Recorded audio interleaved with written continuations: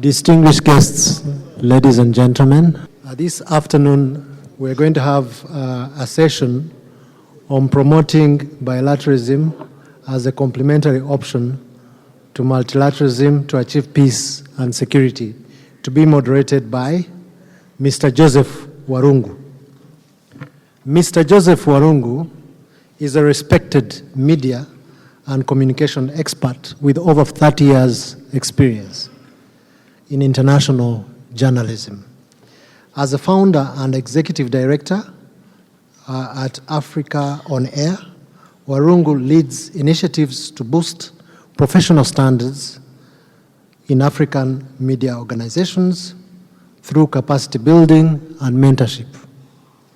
With a distinguished career at the BBC in London spanning 2 decades, Mr. Warungu served as the head of the BBC Africa News and Current Affairs Department. He was responsible for news programs for Africa in English, managing a diverse team of reporters, producers, presenters, and editors across the continent and in London.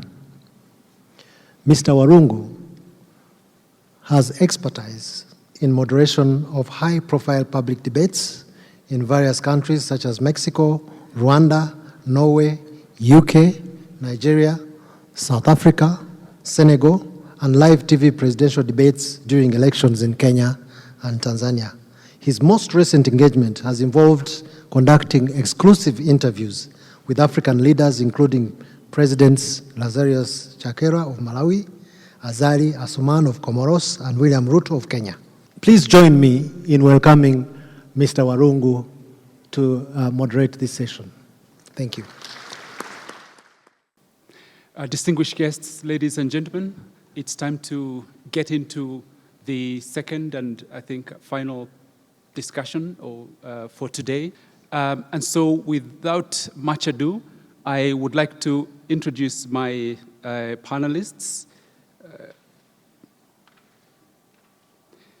I have summarized, just so that we have enough time, their CVs, which are lengthy and, with a lot of achievement.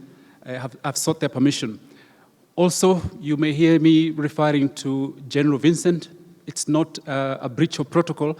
I have sought direct permissions from our distinguished panel to use names that, titles that are easier, and they have given me their consent.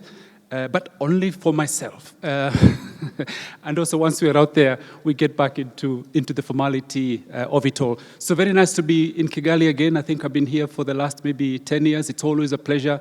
This, I feel, is my second home. One day I'll become a private and wear a uniform. All right. Now, let me start with our host, Major General Vincent Nyakarundi, who is the Army Chief of Staff of RDF, Rwanda Defense Force. Prior to his appointment as head of he was head of Defense for Intelligence, a position he took after serving as a diplomat for over 10 years in the US, as the defense attaché in Washington, D.C., and as the defense and military advisor for the permanent mission of Rwanda to the United Nations in New York. General, welcome, sir. Okay. And I will move on to my other guest.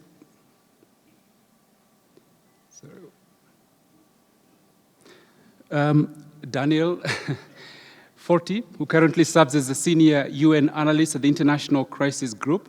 He's responsible for monitoring developments at the UN Security Council and across the UN, shaping the crisis group's advocacy through liaising with diplomats and UN officials and supporting the organization's UN research and activities. We bring him on board because of those kind of insights that he'll help us to explore further as we move on. Moving on again to Brigadier General Simon Ndour, who is the Chief of Staff of the Senegalese Army with effect from January of this year, 2025. He is a career armored and reconnaissance officer with extensive command, operational, and international experience. He's commanded several armored and reconnaissance units, including the 22nd and 24th Reconnaissance Battalions. He served in senior operational planning and leadership roles at the Army and Armed Forces General Staff. He also served in Rwanda, Operation Turquoise, in Congo, Cote d'Ivoire, Mali, and the Central African Republic. He has had also senior roles in many international missions, including MONUC, ONUCI, MONUSCO, MINUSMA, and MINUSCA. So quite a wealth of experience around the table. Moving further on, one moment. I come to some names that I will have to take a deep breath and whisper a prayer. Our other guest is General Retired Francois Xavier Le Pelletier. I'll stop it at that because I think if I go on, I'll make other blunders, which I may not have enough fee to pay for. A highly distinguished French Marine infantry officer and defense leader who served in multiple overseas operations, including Chad, Bosnia, New Caledonia, the Democratic Republic of Congo, Cote d'Ivoire, etc. He held major command and staff positions, notably commander of the 3rd Marine Infantry Regiment, also chief of staff of UNIFIL in Lebanon, commander of the Operation Barkhane in Sahel, deputy chief of staff of the French Armed Forces, and he also holds France's highest distinctions of Grand Officer of the Legion of Honor and National Order of Merit. So that's the panel for today. I'll start by giving each of them a few minutes to lay out their case and their observations, and then I'll pick up a few questions from that before I open the floor. There is also a small task that I will not ask them to do, but I prepared them for, so that when it comes in, they're not surprised that this is an ambush. This was a properly planned military journalistic operation. So I'm going to start with you, General Benson, just because you're our host. If you may have the floor, please.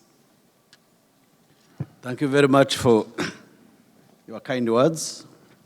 I think Rwanda is the best place to discuss the complementarity between or other options that would complement the multilateral operations. The 1994 genocide against Tutsi in Rwanda was one of the most tragic events of the 20th century, made even more devastating by the failure of the international community, including the United Nations Multidimensional Organization or Operation. This failure has led to countries to reevaluate the effectiveness of multilateral operations. Multilateral organizations have been increasingly restricted in the ability to engage with groups, those non-state actors, and their toolbox, despite some attempts like in AMISOM, in Somalia, but AMISOM has also proven unfit for that purpose, and it has led to host countries to explore other kind of security partnerships, bilateral and even some bringing mercenaries, which they feel are less intrusive politically and governance-wise than multinational operations. And an increasing number of states have also thought to resolve long-standing internal issues through military forces with bilateral interventions. To give a few examples, on the case of Rwanda, in 2004, on the request of the African Union, Rwanda troops intervened in Darfur. I happen to be one of the commander of one of the first two companies that intervened in Darfur in 2004. Also in December 2020, the government of the Central African Republic faced a serious threat of armed groups that advanced towards Bangui ahead of presidential elections. Rwanda responded promptly on the request of the government of Central African Republic. And we deployed troops under bilateral arrangement. The bilateral intervention in Mozambique too provide another good example of decisive and coordinated bilateral action. By early 2021, terrorists in Cabo Delgado province, which is north of Mozambique, had taken control of almost the entire northern part of Cabo Delgado, displacing over 800,000 people and halted regional economic development. In response, a direct request from the government of Mozambique, which was made in June 2021 and approved by the government of Rwanda on 8 July 2021, immediately Rwanda deployed troops in the beginning of August 2021 and supported the Mozambique forces. In the few months that followed, like 3 months, the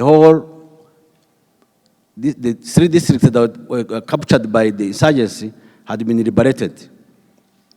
From that, we draw some lessons. Some lessons learned from the above operations. The first thing, and here we are not discussing about either bilateral or multilateral, we are trying to see complementarity of both. Some of the key lessons, one is timely and quick response, as I have just mentioned. Like in the Central African Republic, after the request of the government, in 14 days, Rwanda had already deployed troops. Bilateral engagement enables faster political decision-making and deployment because they involve fewer layers of approval. In 1994 in Rwanda, instead of intervening of stopping genocide, because of the caveats that His Excellency the President were talking about this morning, some peacekeepers had to withdraw and go back to their countries, leaving people dying. And having been in the UN missions or having worked at the UN, once the Security Council decides on the mission, the deployment of the UN mission, it takes 1 or 2 years before you can see the first troop on the ground. So this shows how the bilateral arrangement, because of faster decision-making, can intervene quickly to save lives. His Excellency also mentioned speed and accuracy. So the bilateral intervention can bring that speed. In Mozambique, a formal request was approved on 8 July 2021, and Rwanda security forces deployed the beginning of August 2021, in less than a month. In response to Central African Republic process of requesting approval by the government of Rwanda and deployment of troops, did not make more than 14 days, like I just said. These timelines demonstrate how bilateral mechanism can act swiftly when multilateral processes would have taken months.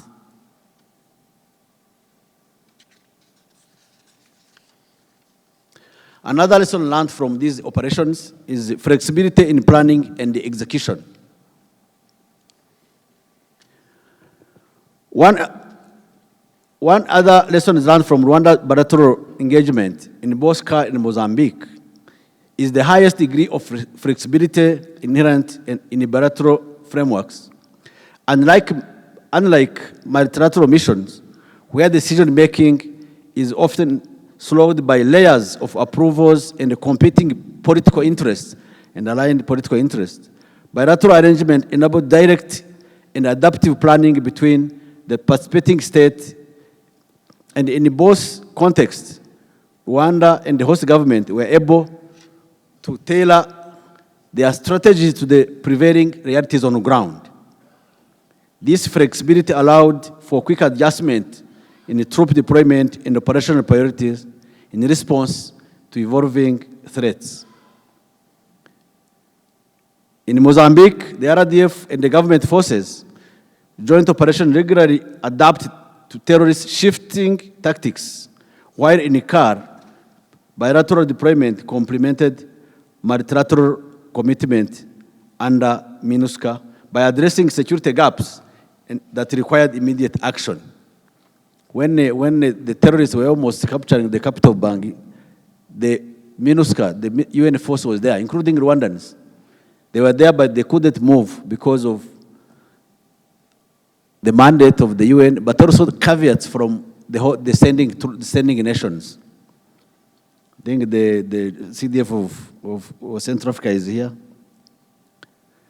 The lesson here is that bilateral mission offer qualities such as agility and operational fluidity that are crucial in a volatile environment.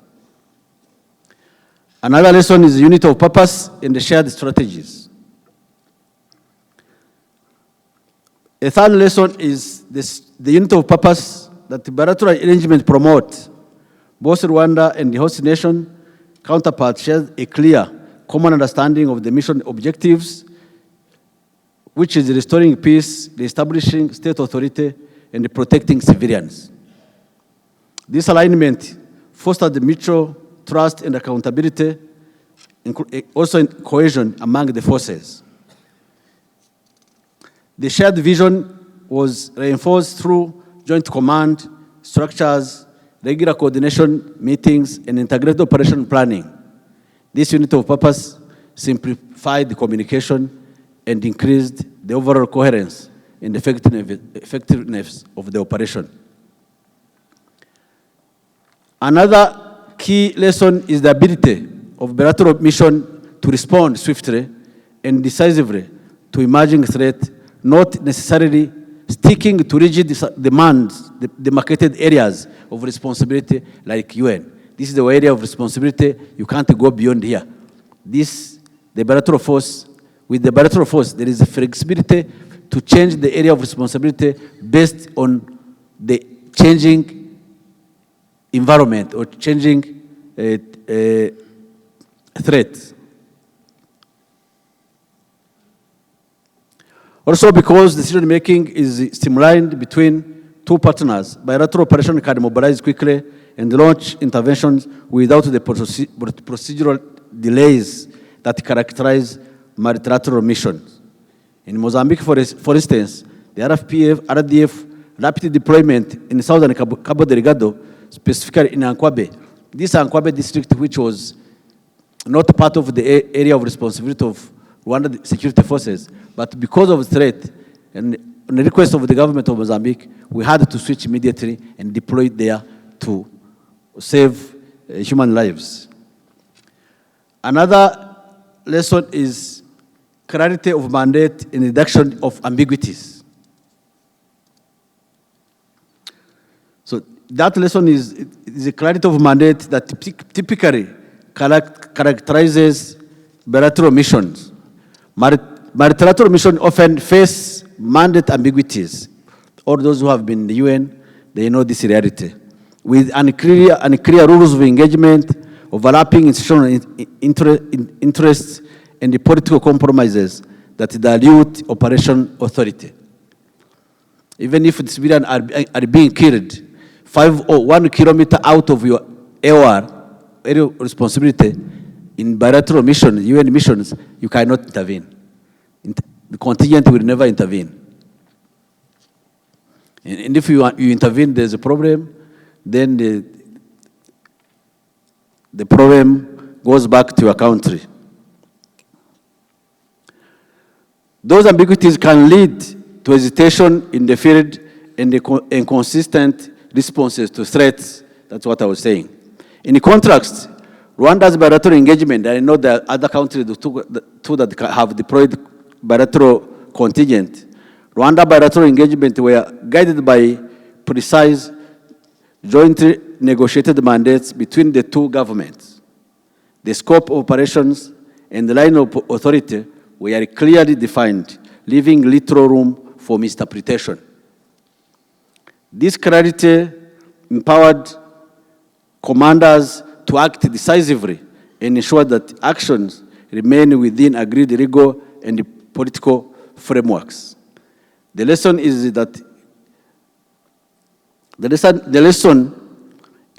clearly articulated mandate enhance focus, accountability, and operational effectiveness, especially in environment demanding quick and coordinated action.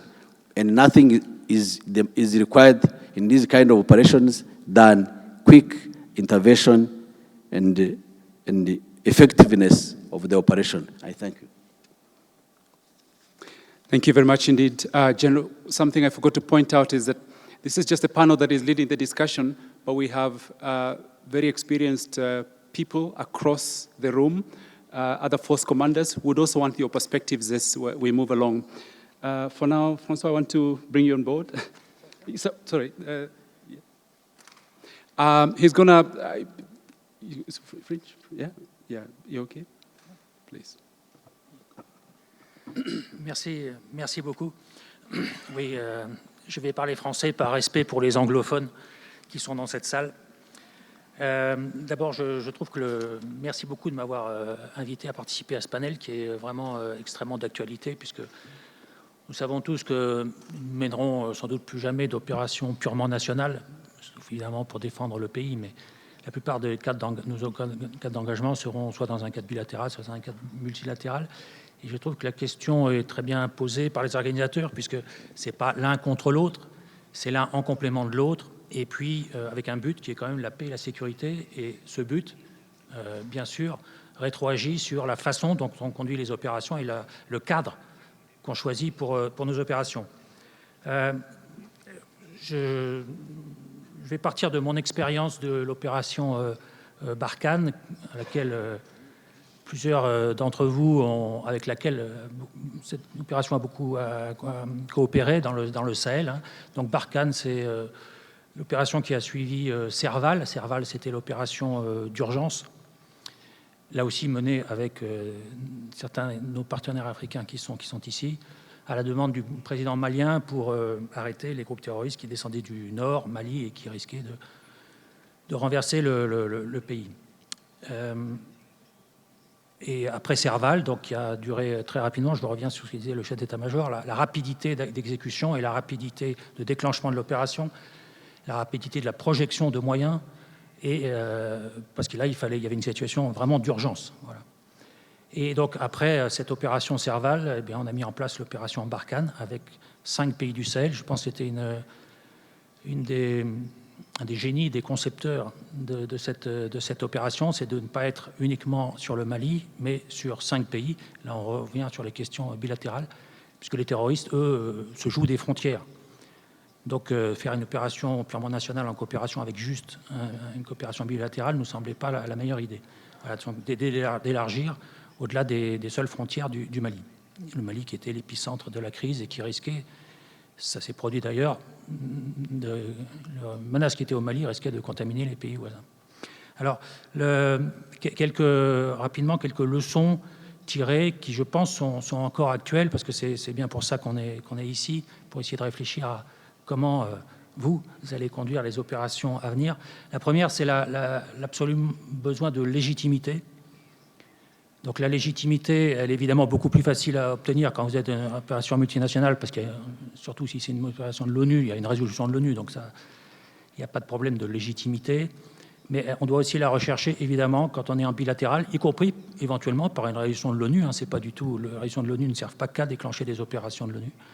Mais je pense que cette légitimité, surtout dans une période où le droit international est très disputé, remis en question, nos pays se doivent de respecter cette légitimité pour nos États, pour nos forces armées et pour nos soldats.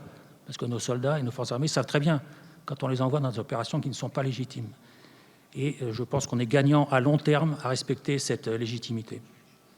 La deuxième grande leçon, c'est qu'il faut, le général Semat l'a dit aussi, il faut que les buts de guerre ou les buts d'opération qui sont fixés par le niveau politique, ce n'est pas évidemment aux armées de le fixer, soient clairs.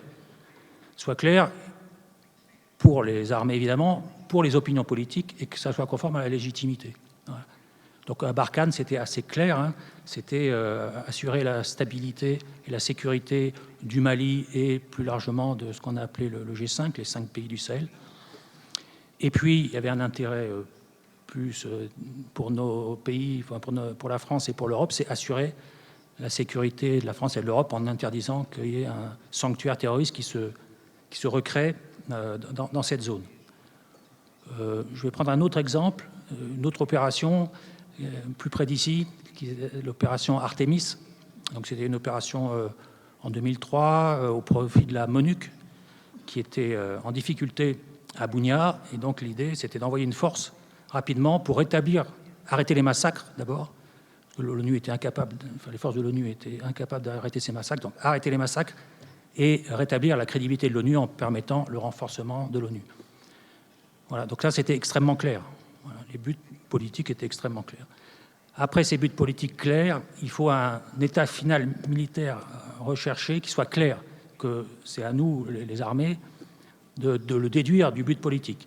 Si je reviens à Barkhane, l'état final militaire recherché, c'était que les armées africaines, en particulier l'armée du Mali, soient capables de lutter seules ou avec un soutien beaucoup plus éloigné contre les groupes armés terroristes. Donc ça, c'est militairement très clair.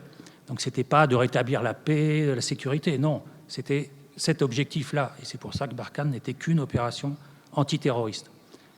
Et d'ailleurs, elle avait besoin, pour arriver au but stratégique, au but politique, rétablir la sécurité, le retour de l'État malien, d'autres missions.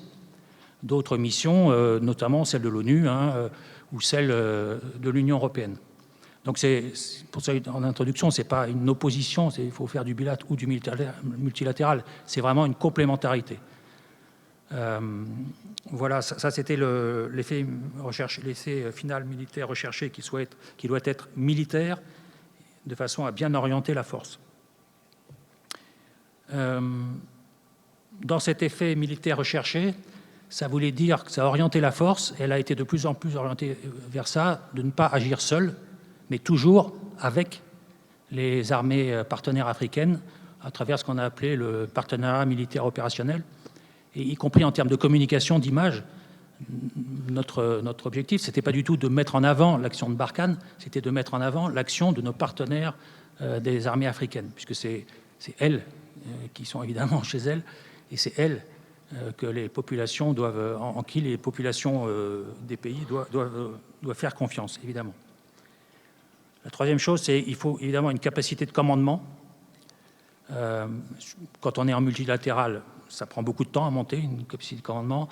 En bilatéral, il faut être capable de monter rapidement une capacité de commandement, parce que les troupes ont besoin d'être commandées. Donc il y a des commandements nationaux, évidemment, mais il faut aussi un commandement de l'action bilatérale.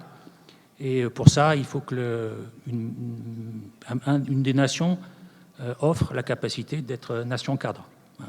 C'est, pour revenir à Artemis, la France s'était proposée, c'était une opération ONU, UE et principalement française. Et bien, la France s'est offerte pour donner la capacité de nation cadre.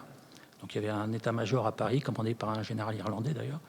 Mais ça veut dire que ça se prépare dès le temps de paix, cette capacité à être nation cadre, parce que ça demande des moyens, des procédures, des systèmes d'information, roder des équipes, etc. etc. Donc cette capacité de commandement est nécessaire.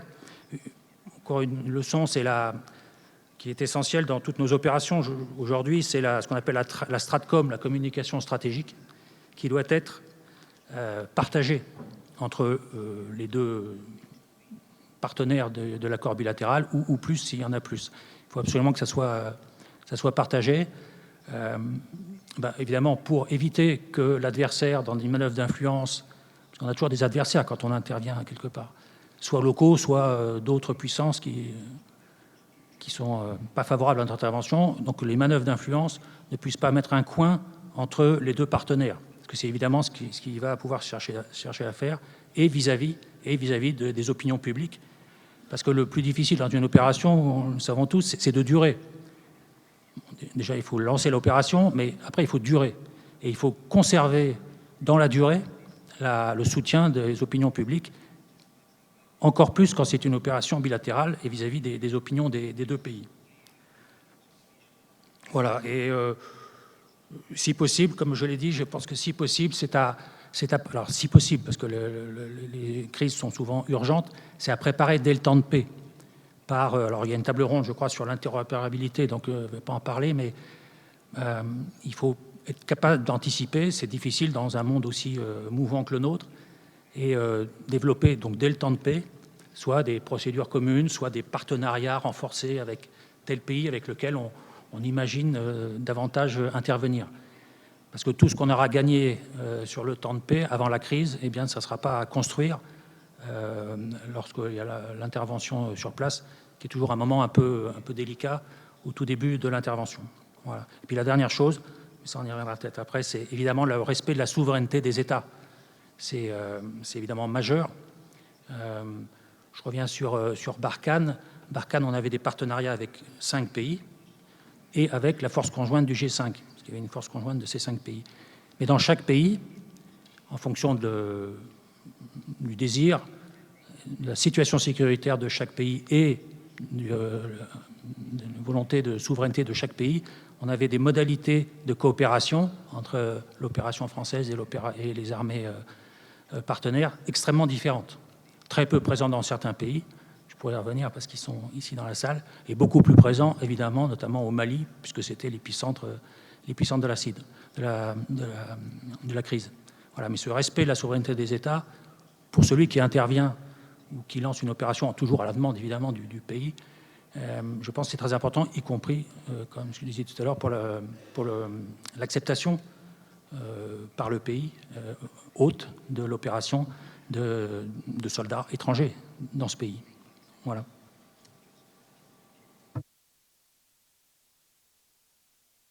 Thank you very much indeed, Francois. And Daniel, apologies. I saw the horror in your face when I was about to turn you into a 4-star general without any notice. But I want to move from East Africa before I come to you, to West Africa.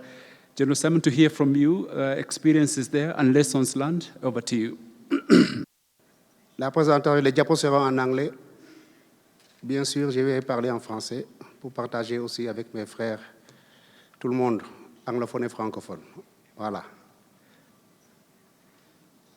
Donc, beaucoup de choses que je vais dire ont été dites soit par le général Vincent et le général François, parce que comme on dit, on ne s'est pas consulté, mais les beaux esprits se rencontrent. Voilà, donc je vais directement introduire par donner quand même un petit environnement sécuritaire du monde où la violence est vraiment répandue. Voilà, donc nous avons la violence, nous avons aussi la rivalité multipolaire. Et maintenant, nous avons aussi des éléments de gestion de crise. De gestion de ces crises sont vraiment en mauvais état. Donc, ce qui veut dire que nous devons adapter la résolution des conflits actuels. Et vous avez vu, donc, je passe toujours dans la discussion à faire un petit briefing sur la situation mondiale depuis 2000 à 2024, où on passe de 30 à 55 conflits, sinon pour les HCR, c'est jusqu'à plus de 120. Donc, pour ne se limiter qu'aux conséquences humanitaires, voici à peu près un tableau qui fait vraiment mal, et surtout mal quand on parle des populations. Alors, donc, l'idée maîtresse que je voulais vraiment développer, c'est que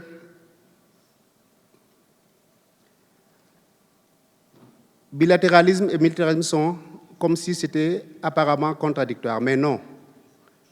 Ils ont tous le même objectif, la paix.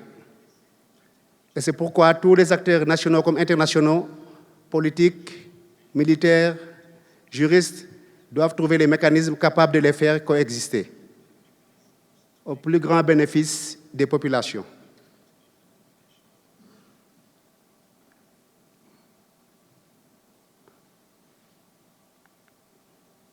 Donc voilà rapidement le plan que je vais développer dans quelques minutes. Voilà, donc d'abord la typologie des conflits que nous voyons, parce qu'il faut pas de la typologie des conflits pour voir quel mécanisme va s'adapter. Quelle approche, est-ce qu'on les approche par le bilatéralisme ou le multilatéralisme? Et comme l'ont dit mes prédécesseurs, moi aussi je soutiens qu'il y a une nécessaire complémentarité entre les deux, avant de faire quelques recommandations.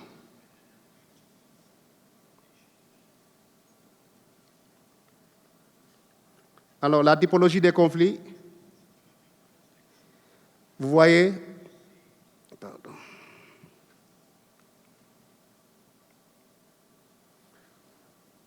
quelques typologies de conflits et vous verrez que c'est pour cela c'est la raison pour laquelle la résolution est compliquée. Donc, chaque type de conflit a sa propre résolution. On ne peut pas prendre, comme on dit, one size fit all, on ne peut pas prendre un seul schéma pour tout le monde.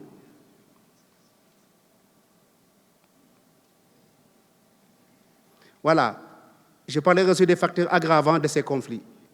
La rivalité géopolitique, la technologie, je crois que le premier panel s'est assez focalisé sur les drones et l'intelligence artificielle, mais nous avons aussi les changements climatiques et la démographie croissante dans certains endroits du monde.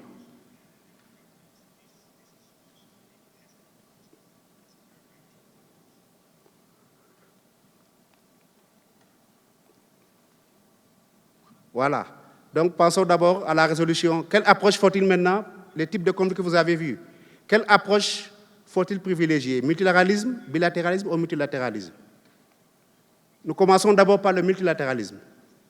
Et sa définition est assez simple.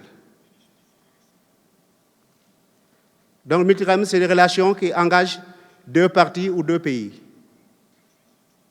Multilatéralisme engage plus de deux parties ou deux pays. C'est-à-dire qu'il faut que vous soyez plus de deux pour qu'on parle de multilatéralisme. Quel est maintenant le but de ce multilatéralisme en termes de paix? C'est résoudre les conflits avec une approche holistique de la sécurité, comprenant la politique, l'humanitaire, le social, l'économie. Maintenant, quelle force trouvons dans le multilatéralisme? Comme ils l'ont dit, les précédents, il y a la prévention, en matière politique, vraiment le multilatéralisme prévoit. Et il y a aussi la collaboration internationale. Tandis que militaire, sa force, c'est qu'il permet un soutien plus fort de l'opération. Et il y a aussi, financièrement aussi, il est plus stable que le bilatéralisme peut-être. En termes de droit, le multilatéralisme observe la légalité et le droit international. Mais ce multilatéralisme a aussi des faiblesses. Politiquement, c'est la lenteur dans la prise de décision, l'ambiguïté, mais surtout les blocages, comme les droits de veto, comme certains l'ont signalé. Il y a aussi les stratégies qui divergent, comme c'est le cas de la Libye quand ça s'est passé en 2011 entre l'Union africaine et l'ONU. Sa faiblesse aussi, c'est dans l'opérationnel, la responsabilité de l'opération. Donc, le multilatéralisme ne favorise pas vraiment, comme on dit, la responsabilité. Voilà. Donc, il y a beaucoup de confusion. Vous avez vu au Mali, quand on s'est retrouvé avec le J5 Sahel, MINUSMA et Barkhane. Au niveau des militaires aussi, on manque beaucoup d'engagement. Le général Vincent l'a signalé, les troupes en multinational manquent beaucoup d'engagement. Et aussi, les opérations ne sont pas confidentielles, parce que les opérations sont partagées avec les civils. Voilà. Donc, on en avait vraiment un exemple, j'en ai eu un exemple patent au Mali, parce que tout simplement, j'étais QRF de la force, mais à chaque fois qu'on partait, avant qu'on parte, tout le monde savait où on partait parce que l'opération est donnée jusqu'au dernier civil. Donc j'étais obligé de changer de stratégie, voilà, de partir plus tôt que de dire l'opération, pour pouvoir garder ma confidentialité un peu. Mais vraiment, ça, c'est quelque chose qu'on déplore. Alors, parlons du bilatéralisme. C'est un engagement qui engage engagement entre deux États, sans que la communauté internationale s'y mêle. Et le but du bilatéralisme, c'est résoudre le conflit, soit par l'engagement direct ou bien la fourniture du matériel. Quelles sont les forces du bilatéralisme? Militairement, le processus de décision est très facile, il est rapide. On peut facilement coordonner les opérations. Il n'y a pas de caveat, parce que c'est entre deux États. Donc, on peut aussi remplacer les capacités opérationnelles rapidement. d'un pays. Parce que quand vous venez intervenir pour un pays, vous savez que ce qui lui manque, vous venez avec. Mais c'est aussi, sa force aussi, c'est l'utilisation des proxys aussi, même si ce n'est pas officiellement reconnu, mais les proxys aussi, en bilatéral, peuvent faciliter certaines opérations. Sur le plan du droit, vraiment, le bilatéralisme simplifie les procédures diplomatiques, trop de diplomatie en multilatéral, mais bilatéralement, ça simplifie. Et ce bilatéralisme aussi donc, renforce les liens entre deux pays, les deux pays signataires, les liens diplomatiques, vraiment. Mais il a aussi ses faiblesses, qui est la légalité relative, le consensus qui est très limité, parce que c'est entre deux pays, et tout ce qui est observation du droit international. Au point de vue diplomatique, il y a un risque d'isolation, un risque d'isolement, parce qu'on a vu, par exemple, quand certains pays du Sahel ont signé avec des partenaires comme Wagner, il y a eu beaucoup d'isolation, beaucoup de pays qui ont rompu leurs relations. Donc, diplomatiquement, il y a eu beaucoup d'isolation. Sur le plan militaire, oui, la responsabilité, parce que aussi, quand des troupes bilatérales aussi arrivent et font certaines actions non compatibles avec le droit international, il y a un problème de responsabilité. Parce que, voilà, donc ils ne sont pas comptables vis-à-vis de la communauté internationale. Voilà, au point de vue soutien aussi, il y a vraiment une faiblesse de la masse pour la logistique. Voilà, parce qu'un accord entre deux pays, s'il n'y a pas de partenaires, d'autres partenaires qui soutiennent, c'est difficile pour un pays qui est en guerre, en difficulté, de supporter une intervention bilatérale. Alors, donc, c'est pour cela que nous jugeons que, voyant les forces et les faiblesses de chacun d'eux, nous jugeons qu'il faut une nécessaire complémentarité entre le bilatéralisme et le multilatéralisme. Donc, quand on les compare politiquement, le multilatéralisme promouvoit la prévention, la médiation et l'anticipation, ce qui n'est pas vraiment le cas aussi du bilatéralisme. Et il a le support et le soutien de la communauté internationale, différemment du bilatéralisme. Au plan légal, donc, le bilatéralisme opère dans un environnement légal très restreint, parce que entre deux pays. Donc, ce n'est pas comme le multilatéralisme. Au plan soutien, le multilatéralisme aussi possède plus de moyens, si je peux dire, plus de garanties, parce que c'est des organismes internationaux, des organisations internationales qui s'engagent, des organismes internationaux qui s'engagent. Voilà. Donc, mais en parlant du plus important, le bilatéralisme a beaucoup à enseigner au multilatéralisme. Parce qu'il est vraiment adapté aux menaces, comme l'opération Serval qui s'est passée au Mali, il en a parlé tout à l'heure, il fallait venir. Voilà. Donc, Wagner aussi, groupe, et le Rwanda, qui était là-bas en Centrafrique, pour apporter une réponse directe,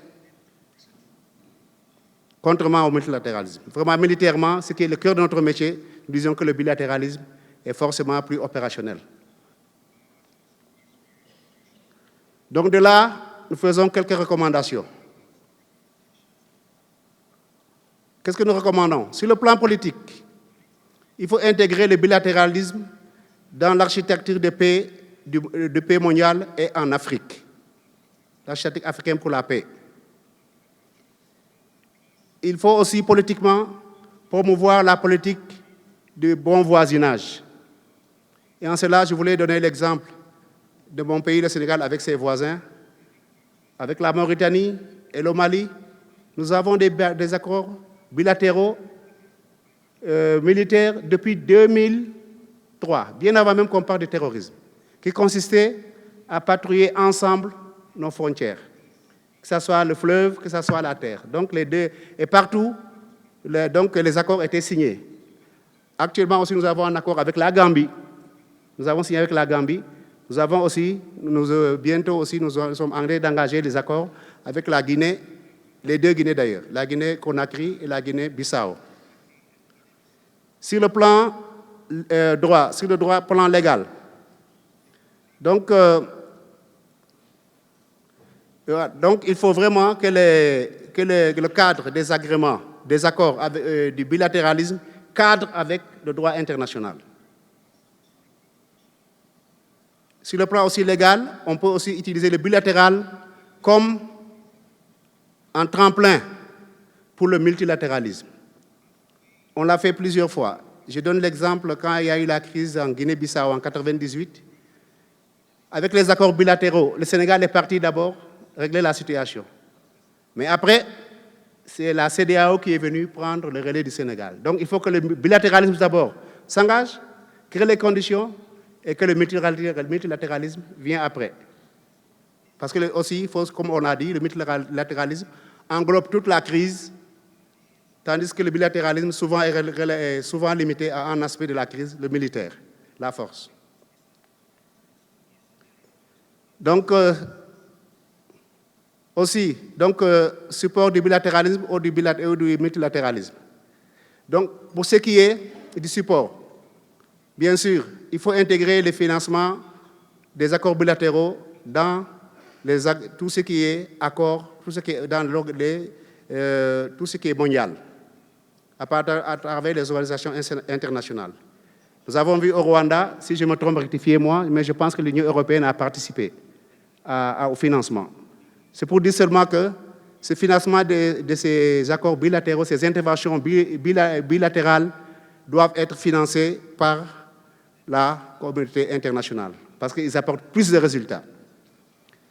Militairement, il faut promouvoir les forces bilatérales pour la surveillance des frontières, spécialement in Africa. Je le disais tout à l'heure que depuis 2003, entre le Sénégal, la Mauritanie et le Mali, nous patrouillons nos frontières conjointement. Et récemment, nous avons commencé avec la Gambie. Et nous ouvrirons très bientôt. Et c'est tellement bien vrai qu'on se fait tous confiance, parce que les forces traversent patrouillent dans chaque pays ensemble, pas chacun dans son pays. Ils viennent au Sénégal 2-3 jours, bougent en Mauritanie 2-3 jours et bougent au Mali 2-3 jours. C'est pour seulement montrer aux populations que nous sommes là. Voilà, donc, mais aussi, sur le plan militaire, il y a ce qu'on appelle les coalitions ad hoc. Il faut favoriser les coalitions ad hoc.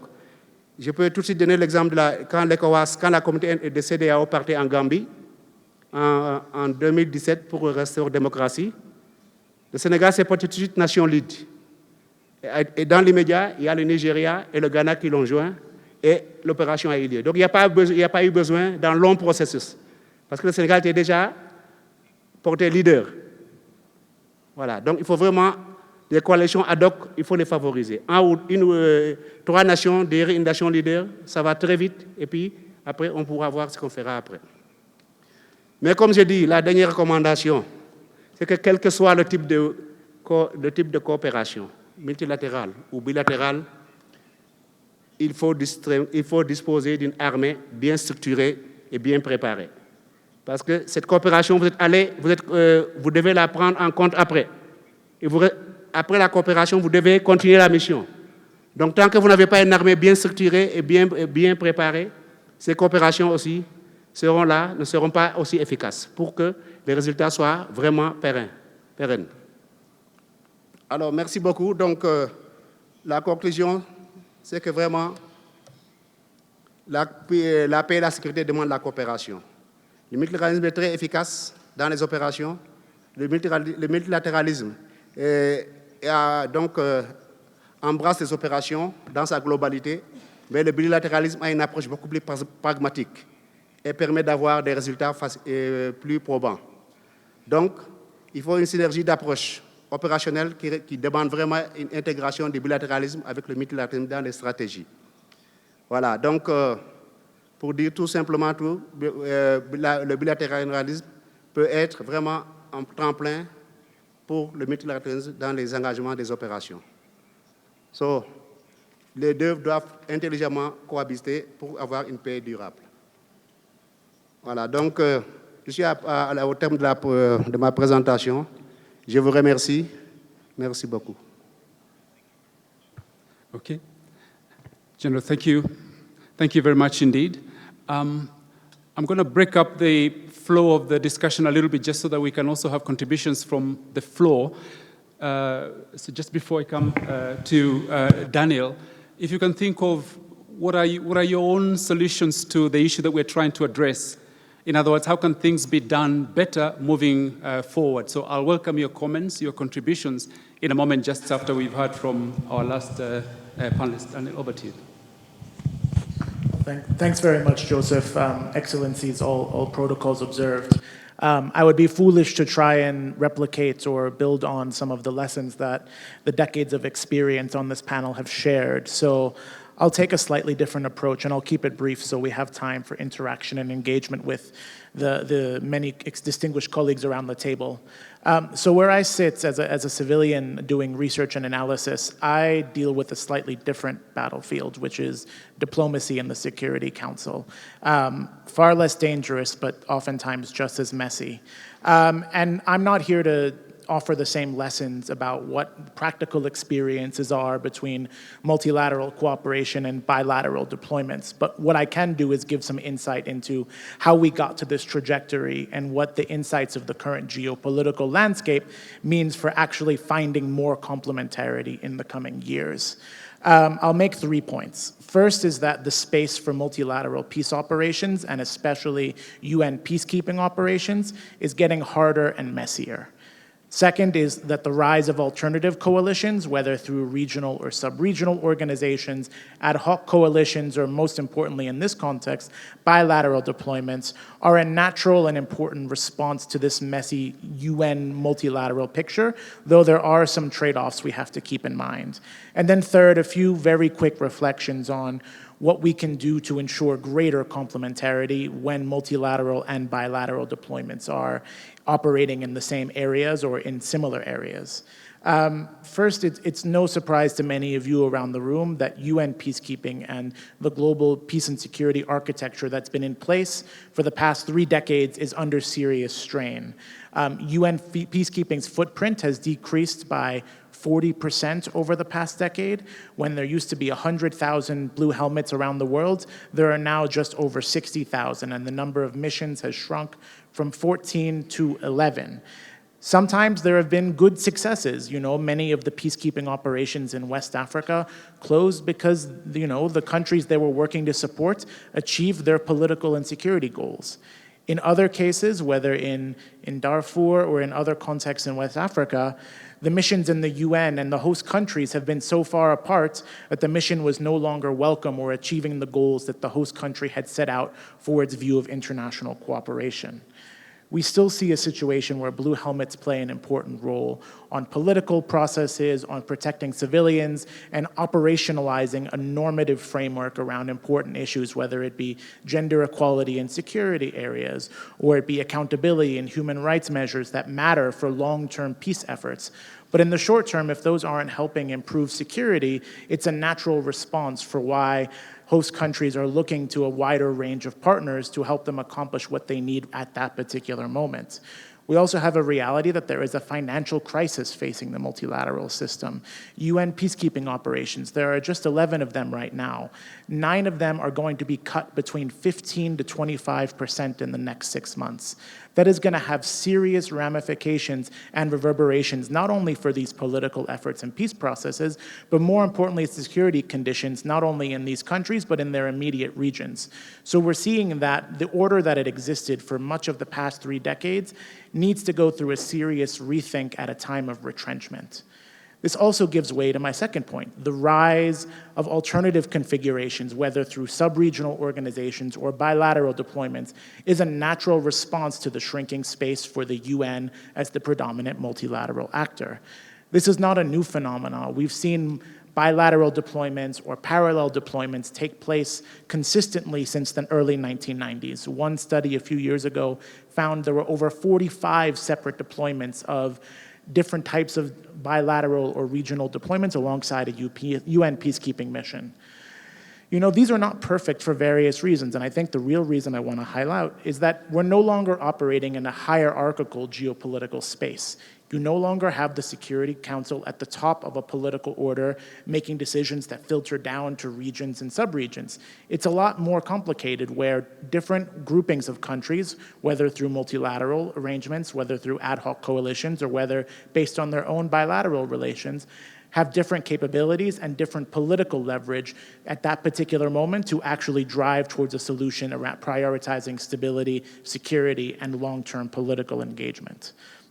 There's also, as many speakers have spoken about today, there are more complex security and operational challenges that UN mandates are not very well fit for, especially when you're dealing with asymmetric violence or violence against civilians in many diffuse areas that require rapid and targeted skill sets that UN missions are taking a long time to mobilize and deploy. The point I want to drive here is that, in this shifting geometry, no one actor can do it alone.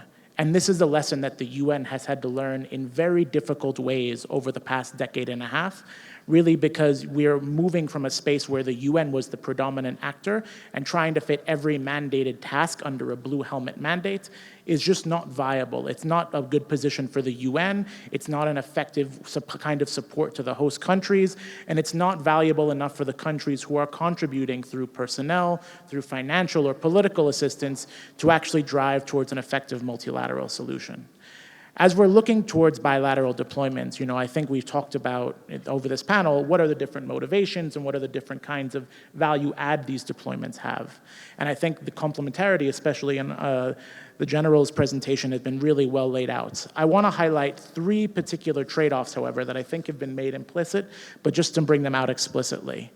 The General here talked a lot about the flexibility of bilateral deployments and how it's very important to have operations that can respond quickly and decisively to threats that, aren't baked into a 15-page mandate.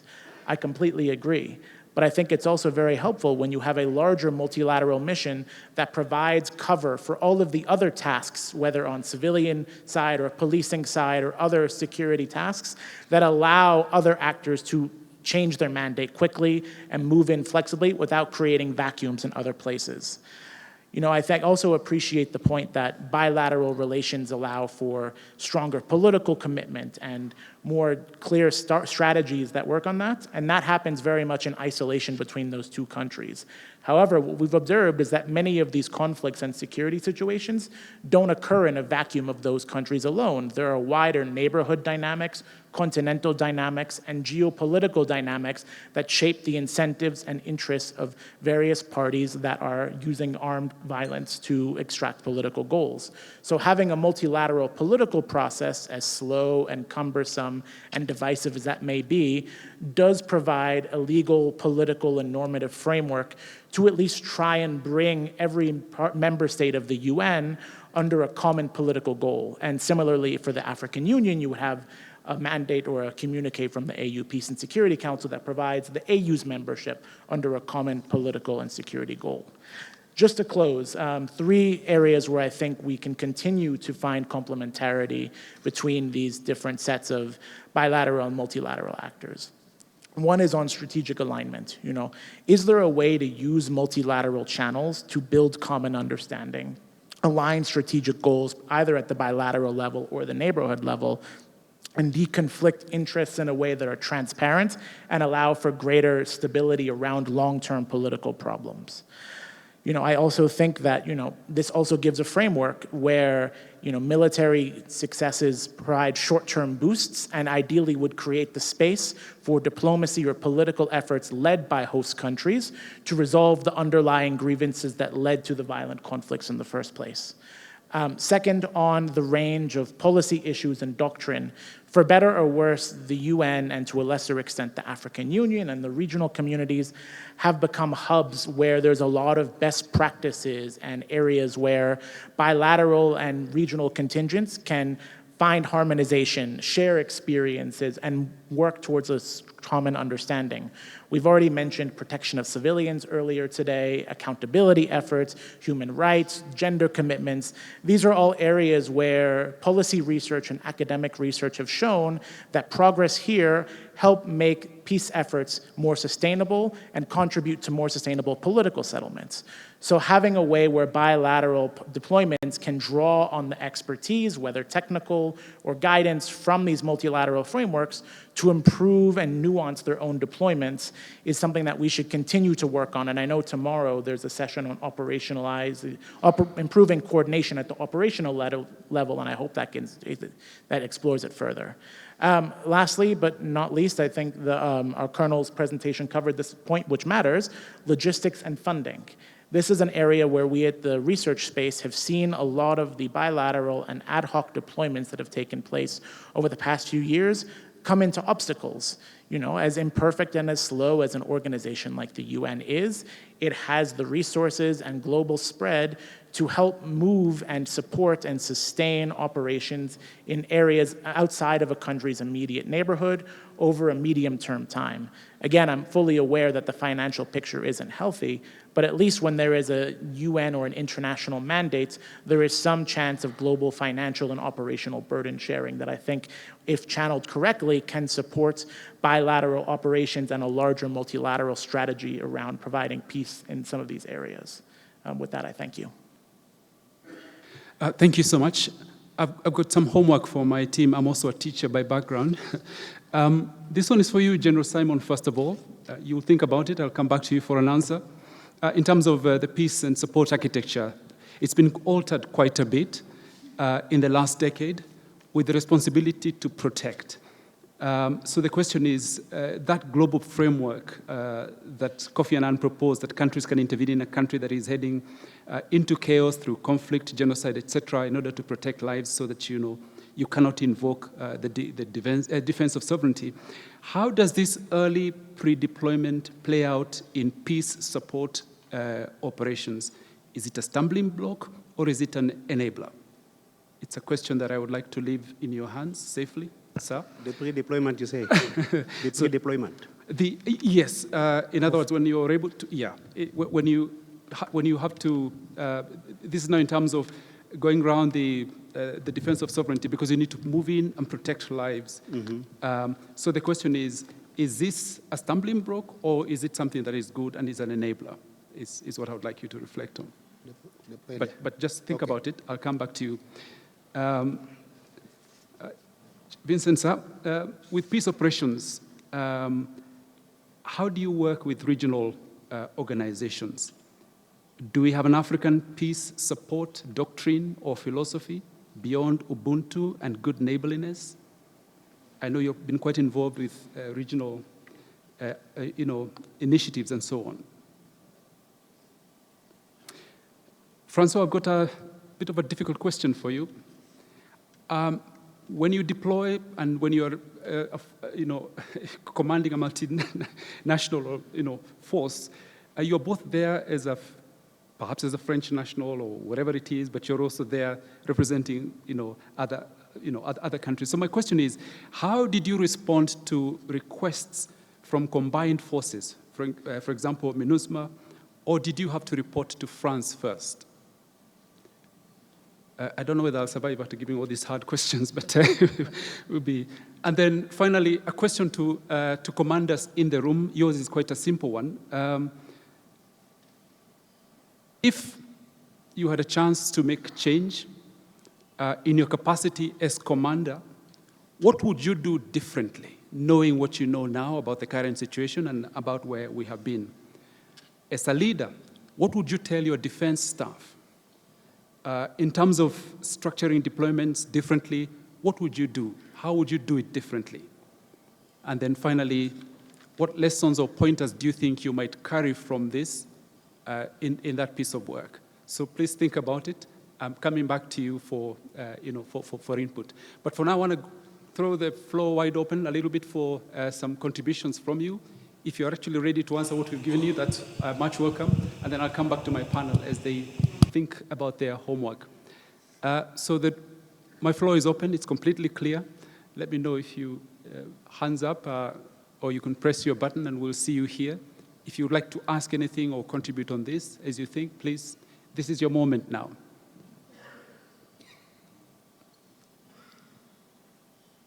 As I said, our panel is much wider than this. It extends to the room, to the force commanders who are here, carrying a lot of heavy experience with them.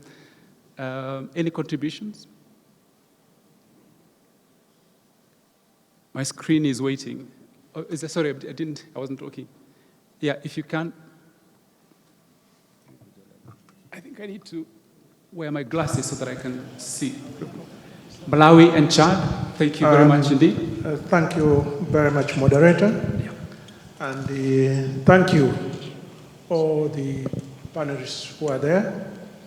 Now, I will try to answer your question to the Land Forces Commander. What would we do differently? I would say it's difficult because, mind you, the military is a tool for the governments. We do not implement things on our own without our bosses giving a go-ahead. I will go to what General Nyakarundi said. It was the government response to what their deployment was in Mozambique. On their own, they could not do anything, and maybe the general could correct me. It's the determination of the head of state and the machinery that is there. So in a short way, I would deliver my response to you in that way. It's a tool for the government. I thank you. If you're in a capacity to speak to government, what would you ask for? Now it's getting tougher. Of course, I would ask the government, but with good convincing, of course, because the resources are at the disposal of the whole nation. So when the government is committing to such kind of thing, that means they know that the resources they have can support that type of operation. Of course, sometimes you could have some sponsors to that type of operation, where if you have a sponsor, sometimes you lose control because the bureaucracy comes in. You can do so much and not this because our funds are limited to this type of operation. So the caveats start coming in. That is now the problem of being sponsored. We are all saying African problems should be solved by Africans. But how has Africa performed for the past 30 years without looking for a sponsor for their deployment or sustenance of their deployment? The answer is zero. That is why all the regional blocs are failing to respond to disasters in a timely way. Unlike the bilateralism that General Nyakarundi said, it's faster, it's timely, maybe the resources are mobilized faster. But if you are in a bigger group, no, the one who provides a purse controls you. So, as much as we talk of African problem, will be solved by we Africans. But do we have the capability? I submit. Thank you, sir. I think we had Chad, was it? There was one more. Yeah, please, if you can come through. Chad, yeah.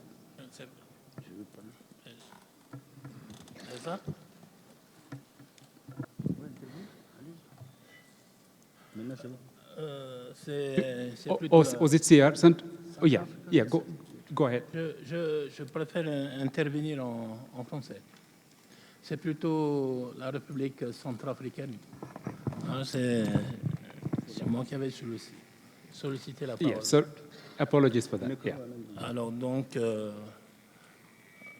je remercie les panélistes pour leur intervention. Je pense qu'à ce niveau, ça nous a édifié dans les détails. Tout ce qui a été abordé ici, ils ont expliqué. Mais quelque part, j'interviens par rapport à la coopération bilatérale. Vous avez bien suivi le chef d'état-major, Vincent, du Rwanda. Également que le général du Sénégal, il était chef d'état-major au sein de la MINUSCA. Bien qu'il y avait la MINUSCA en Centrafrique, on a préféré cette coopération bilatérale pour le raccourcir. Et ça a bien marché. C'est pour défendre l'intérêt. Comment ça s'est passé? Tel qu'il a témoigné, le général ici présent, entre les deux chefs d'État, on avait vu que dans les processus, il faut aller vite. Et c'est comme ça que dans cette collaboration, il y a eu l'intervention de la force rwandaise, bien qu'elle est dans la MINUSCA, mais en bilatéral, on a travaillé en parallèlement ça. Et l'efficacité, c'était à ce niveau, tel qu'a dit le général, ça a constitué un raccourci. Et à ce jour, c'est grâce à ces efforts qu'on a retrouvé la paix. Et le but recherché, c'est la sécurité et la paix pour la population. Et ça a été rapide. Et on a travaillé dans beaucoup de cadres en planification, et ça a été entre les deux états-majors, les communications ont été directes.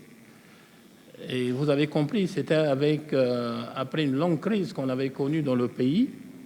Et grâce à ça, un petit moment, ce raccourci là nous a facilité la tâche pour qu'on puisse retrouver la paix dans la quasi-totalité sur toute l'étendue du territoire. À ce jour, j'apprécie, entre nous, Africains, je pense que ça semble la bonne solution pour qu'il y ait entente à ce niveau pour nous faciliter la tâche. Et on a consolidé avec la suite logique dans le cadre de la formation. Et à ce jour, avec le Rwanda, il y a le protocole qu'on a eu à discuter, à mettre en place, hormis le mandat en bilatéral, pour faciliter la formation. Avec l'expérience, on a formé au moins 5 bataillons d'ores et déjà, et au fur et à mesure, le déploiement s'effectue dans l'idée de la manœuvre qu'on avait déjà commencé, et ça tient la route. Voilà pourquoi je tiens à témoigner ce cadre. Et les deux témoins sont là, le chef d'état-major, le général chef d'état-major du Sénégal, qui est intervenu tout à l'heure. Il était au sein de la MINUSCA, chef d'état-major à l'époque, et il a vu comment ce volet-là marchait. Et je voulais aussi profiter de l'occasion pour parler de notre relation de bon voisinage à ce jour avec le Tchad.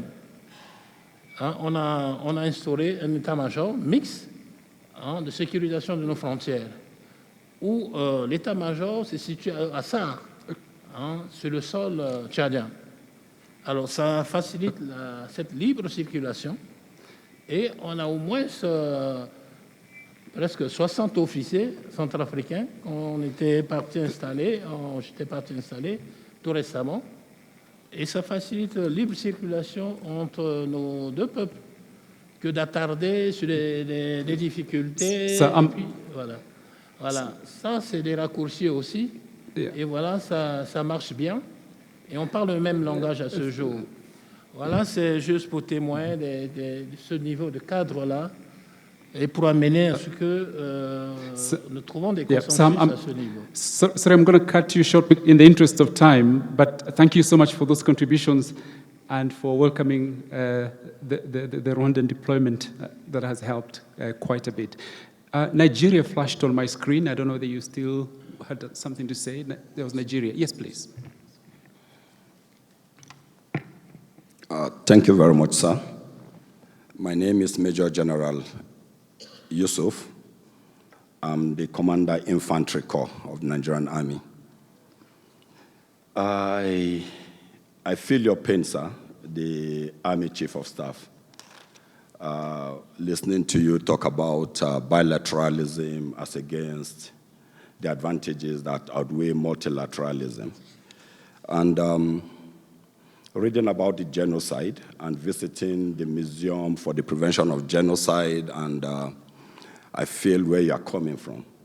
But my stand that I want to take on this issue, which I think some of the panelists have also talked about, is bilateralism has always existed from the creation of states when nations cooperate among each other. I think it's as a result of the proliferation of wars and the needs to come together to stop this war that multilateralism emerged, especially after the First World War and strengthened in the Second World War. Listening to the panelists from the International Crisis Group talking about UN peacekeeping operation, I'm very sure many people around the world are wondering if the existence of the United Nations peacekeeping operation department is still necessary in face of what we have seen in the last 2 years in global crisis.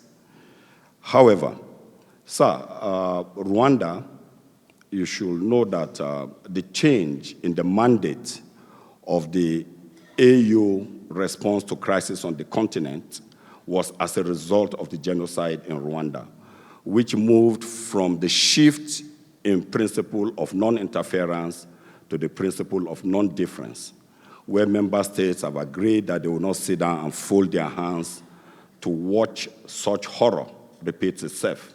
However, multilateralism remains the best approach to solving our problems. And the reason I'm saying this is, having served 3.5 years as the Chief of Staff of the ECOWAS Standby Force, and liaised very closely with the MNJTF and other forces in Africa, General Ndo from Senegal has given you 2 examples of the successes of multilateralism in the deployment in the Gambia and deployment in Guinea-Bissau. We have such successes also in Côte d'Ivoire and in Mali. Now, you talked about the swift response of Rwanda deploying in 14 days because of the bilateral agreement. ECOWAS, with 15 member states, deployed in the Gambia in just 7 days. And one of the advantages of multilateralism I want to talk about so that we don't waste our time, taking 2 institutions in Africa, AU itself, then ECOWAS and other RECs, is the early warning system that exists in these organizations. It affords all member states to have real-time information on any development in any country. And while this is going on, the head of government, the head of military operations, and the chief of defense staffs are kept abreast, and forces are kept ready for deployment. But I think the failure has been the issues of acting in good faith, which has hampered some operations. Within the context of regional groupings, if we all act in good faith and we come to the assistance of each other, multilateralism still remains the best defense against our systems.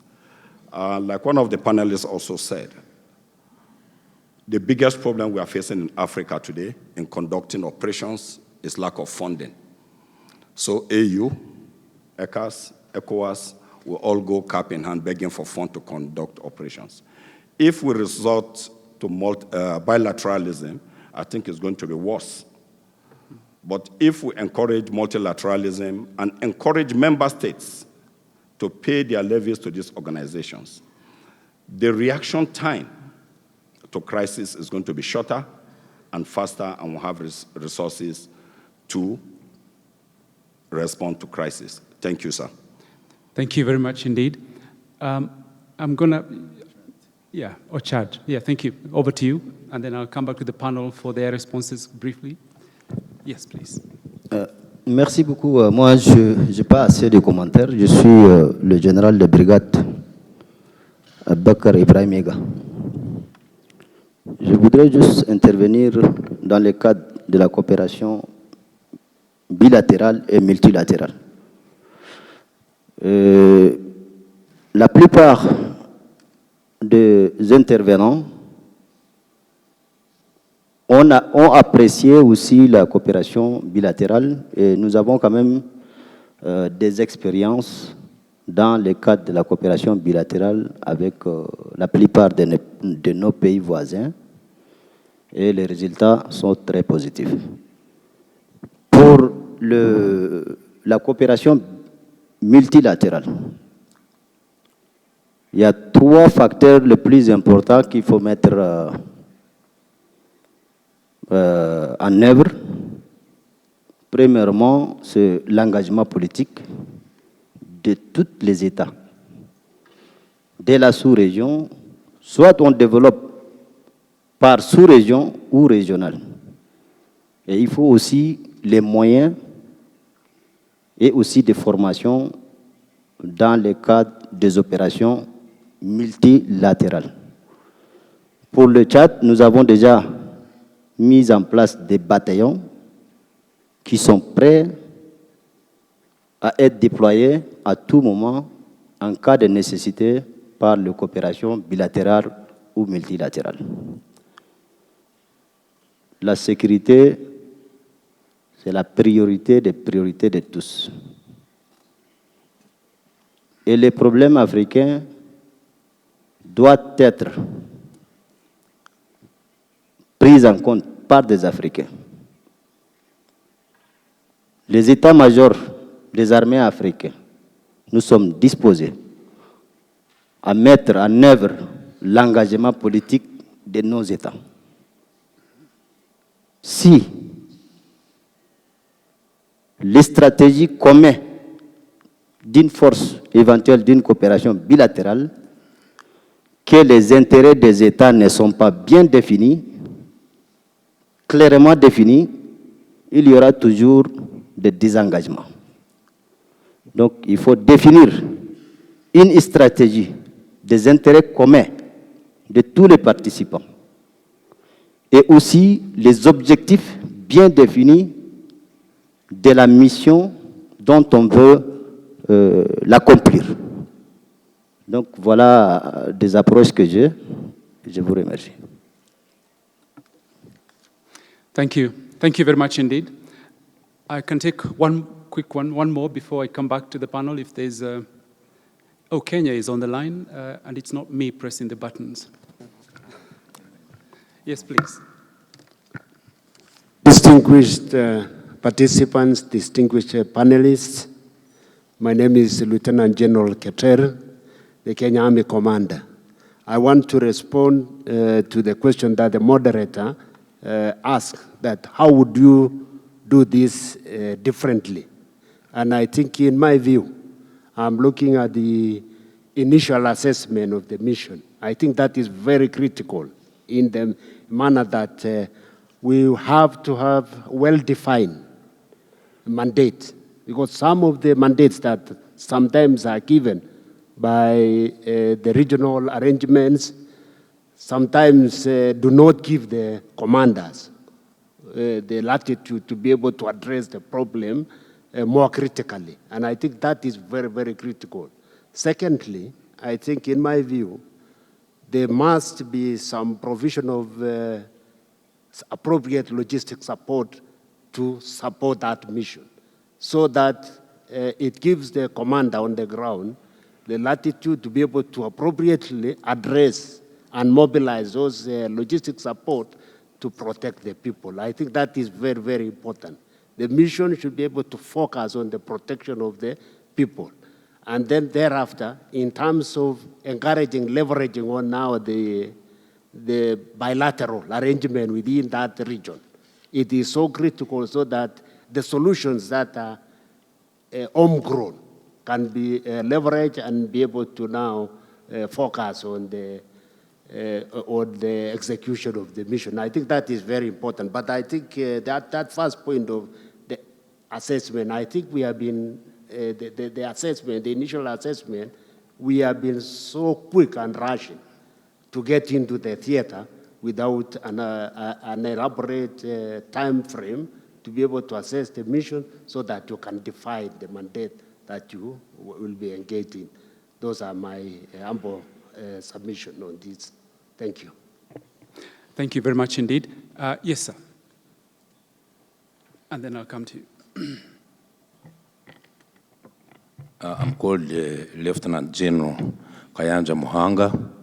I'm the commander Land Forces, the Uganda People's Defense Forces. To me, when I look at what we have been doing in the region and Africa at large, my assessment is that we are not together in dealing with the situation we are facing in both the region and Africa. When you look at the mission in Somalia called AUSOM, African Union Support Mission in Somalia, AUSOM.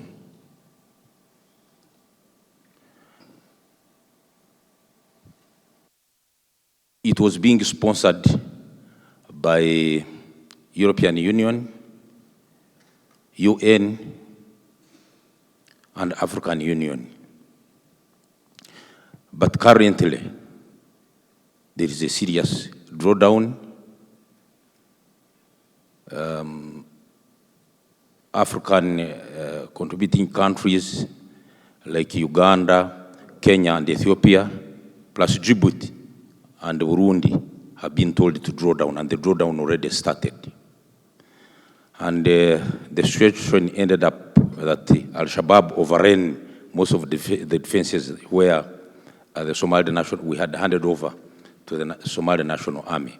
Uganda was forced to deploy a non-AUSOM brigade on its own. We are paying for that brigade to operate in Somalia. The African Union in Addis Ababa has less funds, and it's already reducing its staff in Mogadishu. The Al-Shabaab started operating almost near Mogadishu. They expanded their area of operation up to near Mogadishu. That's why we were forced to take there a brigade. That is one situation. You know Al-Shabaab, this is a serious terrorist organization. The other serious challenge is in Congo, the Eastern DRC. Eastern DRC, you have a group there which came from Uganda and expanded. You know, now they have members from Burundi, from the region, from South Africa, from Mozambique. That group was called Allied Democratic Forces. Today they joined the Islamic State. They are called Islamic State of Central African Province. We have defeated this group with the Congolese forces in Eastern DRC, in most parts of Eastern DRC, because they were near the border with Uganda. And we are doing it with only DRC. It's a regional problem, but we are only doing it with the government of the DRC. We have defeated it in Eastern DRC. People have gone back to their villages. Hospitals are open. Schools have opened. People have gone back to farming. But what happened when we were going there? These guys were camped near these other groups. You hear the MONUSCO and whatever, and they were not doing. They were saying they were there for peace. There was no peace. They were almost co-located with the camps, with these enemies. But overall, what I'm trying to say is that Africa, we still need more effort in uniting against these regional threats. We are operating in isolation. You have heard the Chief of Staff of the RDF talking about rapid deployment to solve situations in the region. Doing it alone and the host countries, I feel that we need to bring in more effort is needed, not to have only one country deploying or two. We need to really engage and do it more in many countries from Africa, so that we can achieve what we are always talking about, solving Africans solving their own problems. It cannot be done by 2 or 3 countries. I beg to submit. Thank you. I've got a little mathematical formula here, which says bilateral plus multilateral approaches equals progress. So there's room for 3 more comments. Sorry, there was a hand here, if I may be fair. I think there was someone who wanted to speak, please. What would you do differently? بسم الله الرحمن الرحيم. العميد محمد مرغن يوسف من السودان.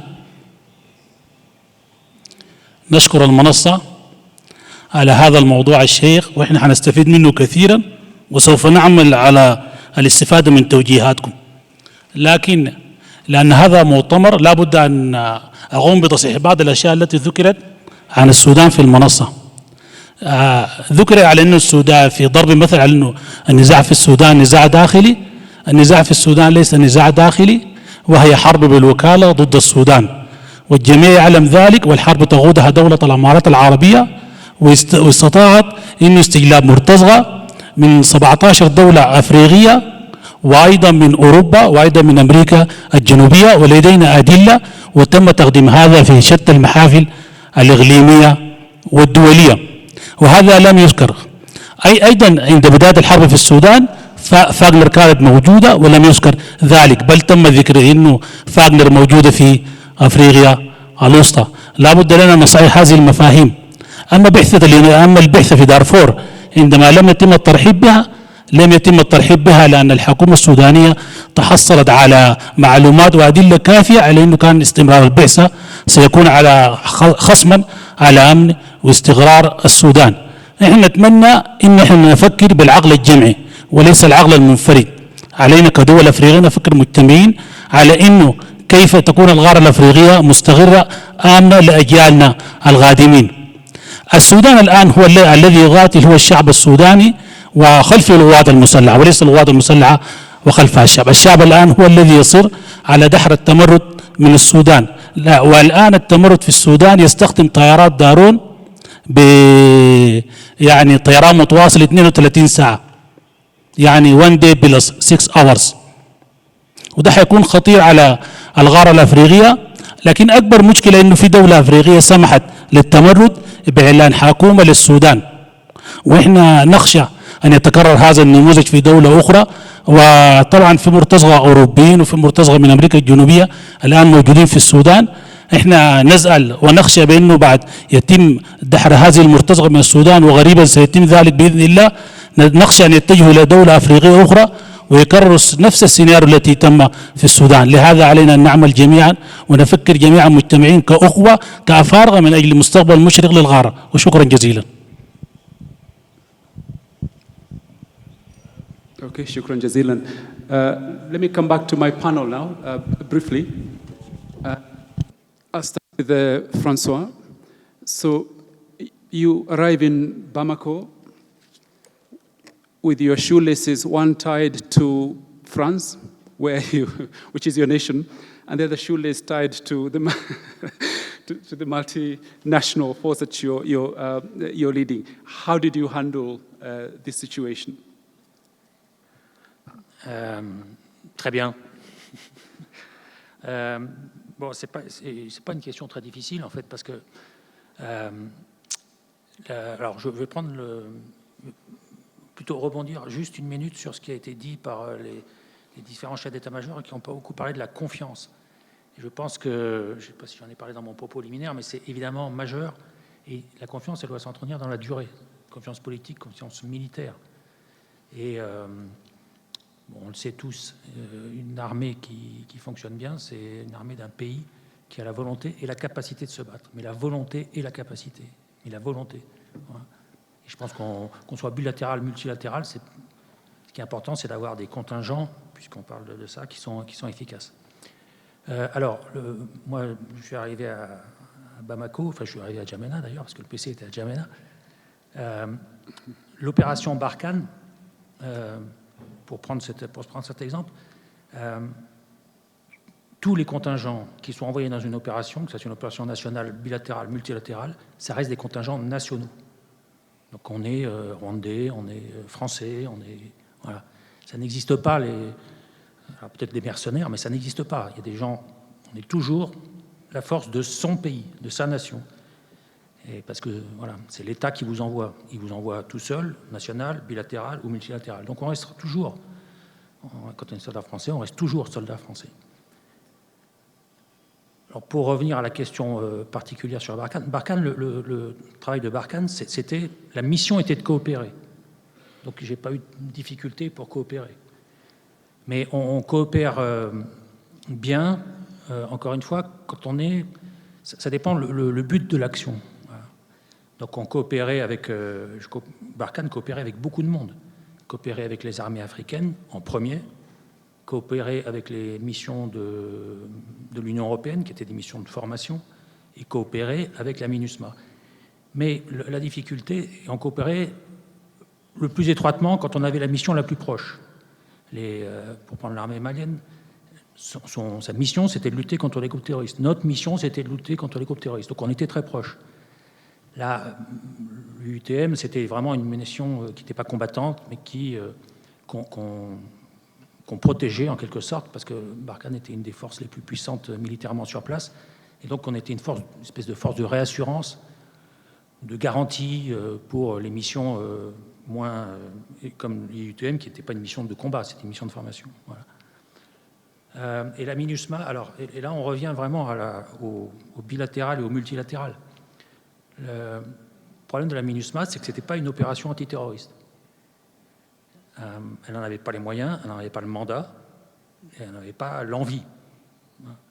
Alors que là, je voudrais faire une petite réflexion.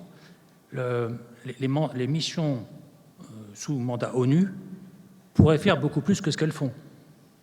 Parce que le mandat leur permet. Ce qui leur interdit de le faire, c'est très souvent les caveats.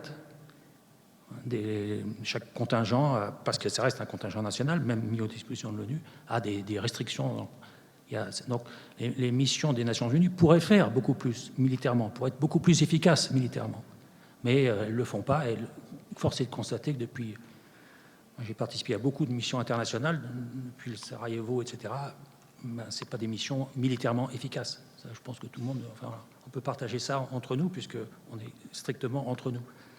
Voilà. Donc ma mission, c'était de coopérer. Donc je coopérais, mais je coopérais de manière très différente selon la mission avec laquelle je coopérais. Et la dernière chose, ça a été dit par le général, c'est la confidentialité. Quand vous êtes en opération purement nationale, la confidentialité, vous arrivez à la préserver. 2, c'est déjà beaucoup pour garder un secret. L'ONU, j'en parle pas, mais tout le monde le sait. D'ailleurs, l'ONU ne fait pas de renseignement, l'ONU fait de l'information. Voilà. Donc, on coopérait, mais on coopérait dans les limites de l'efficacité de la mission que j'avais reçue et de la mission qu'on partageait avec les armées africaines. Thank you so much. General Simon, I want to come to you for your piece of homework, whether you can give us your answers now. Yes, you talk about pre-deployment. Yes. Yes, pre-deployment, it should be the best. It is really relevant, but difficult unless, as I said, you have an effective army that is really well-equipped and well-trained to do it. Pre-deployment in bilateralism and multilateralism should be very difficult to find first the legal framework. On which basis can you deploy? That's for prevention, to say, okay, we come here, because we suspect that maybe in 3 months or 2 months something will happen here. It is very difficult, the framework, to find it. But it should be the must, because pre-deployment curtail the difficulty we will encounter later on. When you pre-deploy it, you are able to pre-deploy your troops on the ground, so more than half of the job is done, because you don't need the intervention, you don't need maybe, if you are a national army, you don't need maybe foreign intervention, you don't need maybe neighbor intervention. But as I said, it is really difficult to do. That's why I said bilateralism in my presentation, to promote bilateralism, the force from each other of the countries to jointly operate. It is the best way to prevent. Because if you, as I said, between Mauritania, Senegal, every month we are patrolling our border, so we are preventing all what can happen there. And people are very confident when they see us, the population. When they see the military patrolling together, they say, okay, and they can give you any kind of information they have. So that's why, yes, prevention on this. But the legal framework is that we have doctrine agreement between the two countries. What should be really difficult in multilateralism, as you said, the genocide, yes, some agreements were blocked in the national security, which prevent, because they had a responsibility to respond. It is what UN said. But all these solutions were diluted in the discussion. So you are very right to say that prevention is the best way to tackle all these difficulties, but to find really the political agreement and the legal framework is very difficult. So the prevention, I leave it to the national armies, who should be the one cooperating with his neighbor, which should be the one to be deployed where the area of conflict should happen. Okay, thank you. Thank you very much. Before we close, I want to come to you, Daniel, with that other difficult assignment. From your years of observing how the UN operates and stuff like that, if you were in that position of, leadership where you could influence the UN to do whatever they needed to do, what would you have them do differently as far as peacekeeping is concerned? That's the million-dollar question that everyone in New York is asking right now. So if I had that answer, I wouldn't be here. No, but seriously, I think over the past decade, we've seen UN missions be stretched far beyond the political support they have and the resources they have to execute what's on paper. And I think, the term back to basics has been used a lot in New York right now.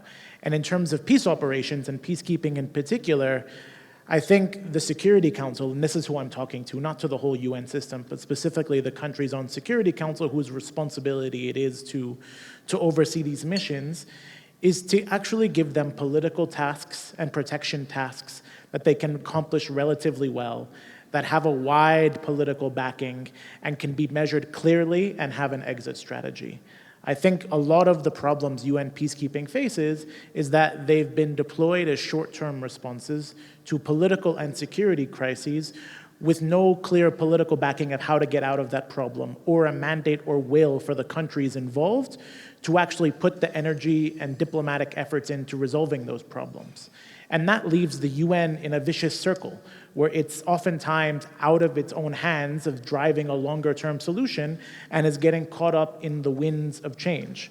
And when you have a Security Council with 5 major global powers and countries from every region of the world, regardless of larger debates of that council needing to be more representative and effective, which is an entirely different symposium we can have. But giving these missions actual mandates and political support, even if narrower, even if you're not asking them to provide assistance for every type of support a host country needs under the sun, better to have a very clear, discrete set of tasks based around a political strategy where the UN has a relative advantage and backing to do so. And can I make one final point in response to some of the comments raised on the floor? I appreciate all of the distinguished force commanders who mentioned the importance of political unity and more political efforts from members of the region and the continent. Just to say, from the New York perspective, this is a moment where African member states have more political influence and power vis-a-vis the Security Council than at any point in many decades. The AU and African member states are recognized as a bloc that is incredibly important to shaping and guiding how the Council acts on the continent. And this was not the case a decade ago or 2 decades ago. And I will say from my observations, the African member states' biggest source of strength is when they have political unity from the continent and their regions behind them that give them a powerful position vis-a-vis the global veto powers. And when there isn't that political unity from the continent, it makes their jobs that much harder and makes it much more difficult to have a continent-owned and led political solution. Thanks. Thank you very much indeed. General, I'm going to give you the last word. Thank you. Thank you very much, Moderator. I think from what people have said about bilateralism and multilateralism, I think we are all saying almost the same thing. We all prefer multilateralism if it can work and address the issues the way we want it to work. But if you see the composition of the Security Council itself, starting from there, with 5 permanent members with different political interests in Africa, deciding on a quick intervention in Africa would take years, if it even happens. So then, from what happens in Rwanda, when people did not intervene, even those that were on ground, as the first commander said, the national caveats made it that nobody could intervene, apart from some individuals from some countries. In this case, should we wait for people to die? The R2P that was created after the 1994 genocide against Rwanda. It says that when lives are at stake, when there is a threat of mass killing or genocide, any country that is capable, it can intervene to save lives. We are not bringing bilateralism as a replacement to multilateralism. No. This can do a quick fix, save lives, and pave the way, even the UN, the mandate always says the UN can intervene, the peacekeeping can go where there is peace to keep. So who will bring that peace for UN to come? That should be bilateralism. In Mozambique, for example, the former force commander just said, and I agree with him, having been part of those that are discussing mandate, the UN can never issue a mandate to fight terrorism.